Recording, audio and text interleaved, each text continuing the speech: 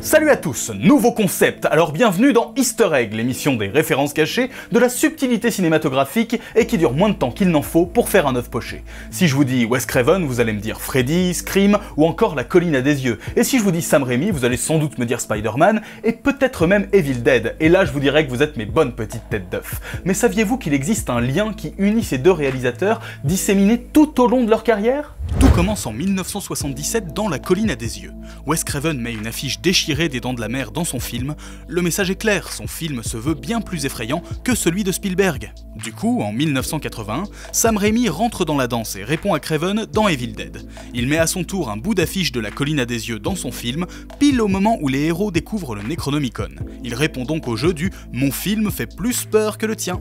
La réplique arrive en 1984 dans Cauchemar sur Elm Street, film avec Freddy Krueger où Nancy Thompson, l'héroïne, doit rester éveillée pour échapper au tueur.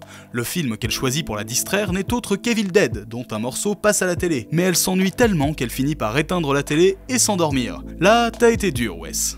Sam Raimi est plus gentil dans Evil Dead 2 en 1987. Il rend un hommage au personnage de Craven en mettant le gant iconique de Freddy à deux endroits différents dans son film, pendu à un mur ici dans le cellier et au-dessus de la porte de l'atelier.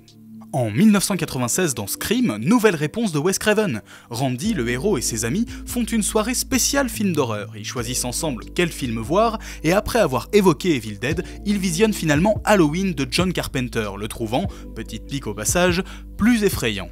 Pour la petite histoire, Sam Raimi révèle dans une interview en 2007 que les réalisateurs ont passé longtemps à se répondre sans se rencontrer. La première fois qu'ils se sont vus, à Cannes, Sam Raimi s'est glissé dans le dos de Wes Craven et a réussi à l'effrayer pour de bon. Et puis, le temps a passé, Wes Craven est mort en 2015 à 76 ans.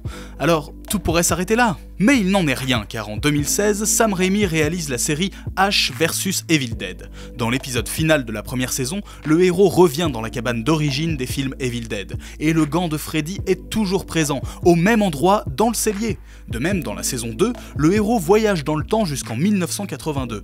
Il passe alors devant un cinéma d'auteur qui diffuse de vieux films, et c'est La Colline à des yeux qui est affichée à l'extérieur. Voilà.